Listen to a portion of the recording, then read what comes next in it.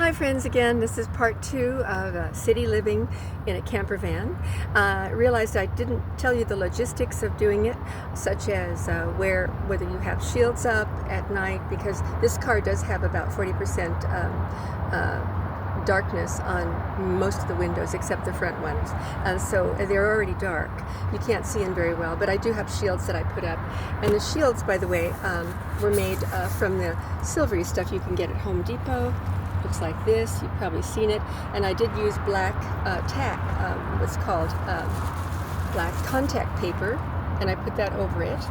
There was some blue on the other side as well. But those go into the windows and they're carefully fitted or cut to size so that they do fit in the windows. You just put them up. You don't have to put tape up or anything like that. They fit right in the window, and you have to do that carefully.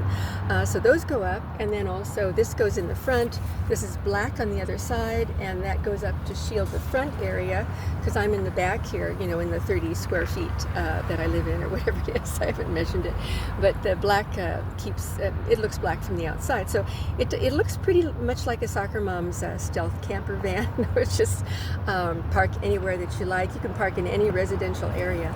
I'll tell you about that in a minute. So that's what I use for hiding in my car at night. And I haven't had somebody knock on the door, knock on the window. Just once a long time ago, a woman down in Solana Beach. I was in front of her house though, so don't park in front of houses. But there are many residential areas with gates and fences, and you could park near those. You'll get a feel for it after a while. I know exactly where to go these days. My instincts are really good, and I feel great about it. You can join boondockers as well. It's about $70 a year, and you can park in people's driveways, but they only allow it for a couple of days, and then you have to move on, and it's free, and they'll give you hookup many times. These lovely people that have opened their homes. That's boondockers. I also use what is called couch surfers, couch surfing. I've done that for a number of years, and I've stayed in people's homes. You have to be outgoing, willing to meet people and say hello to them, and even offer a meal. I've cooked for many families as I've stayed as a couch surfer. Why am I doing this? Why is this grown woman doing this? Well, it's fun, it's adventure, and it's free, and it's inexpensive. So as I say, I always give back with couch surfing. I offer a meal, and I bring the meal myself. So that's, so many times I'm in the camper van, many times I'm with someone else or with friends, or what I just talked about. This is a big bin right here that has my sewing, my hair products, and I have some sewing projects I have to tend to. This is right here is a plastic drawers, several drawers for, and I use a lot of sarongs and a lot of pretty fabrics, but that is inexpensive, and you can keep your clothes in there. And how does a woman put her entire life in a camper van? Well, you can do it if you plan it, and you're a minimalist, and you're living simply. I have some things in storage, and I really have to tend to that. I have about a 5 by 10 storage. I have to get down to 5 by 6 because I gave away all the furniture, so I just have memorabilia, curriculum, things like that. So I'll close this now. Oh, and there are curtains across the back.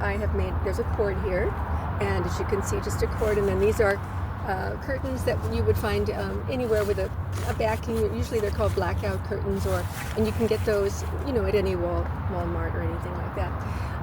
Then my clothes are hanging up, which you can see inside here. Those are my clothes hanging up because I prefer to have them hanging rather than have to iron them and that sort of thing. Oh, this is a little heater I used. I mentioned that in part one. It's a 500-watt heater, and it works in a camper van on a cold night if you have a Jackery to plug it into. And as I mentioned, with that Jackery, I have that 1,000-watt Jackery without solar on top. I can still plug in my little heater, my curling iron, my electric blanket all night, as well as my teapot in the morning to make coffee or tea, whatever you'd like to have. And I do decorate this a little bit too. It's got some greenery around here and there. I wanted to show you the potty that I use, which is just a $29, $39 potty, and I painted it pink, and here it is.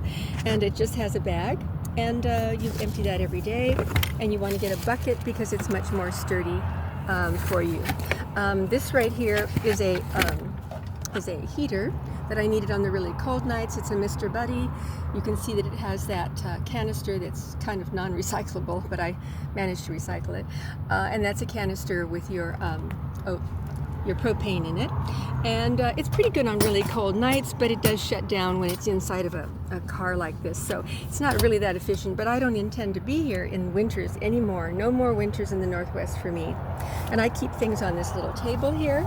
This is just a little table I got from Walmart, and I put cloths over a lot of things. It's kind of decorative in here. And let's see, what else? So the clothes are hanging up over there. That's the bed over there. It has a few things on it. And then my office is over here on the other side, which is, and this is a Sienna van, 2008. This is my office here. These are my notes. And also I have files here, and a file. I just have everything really organized so that I can reach, everything's within reach. That's the good part.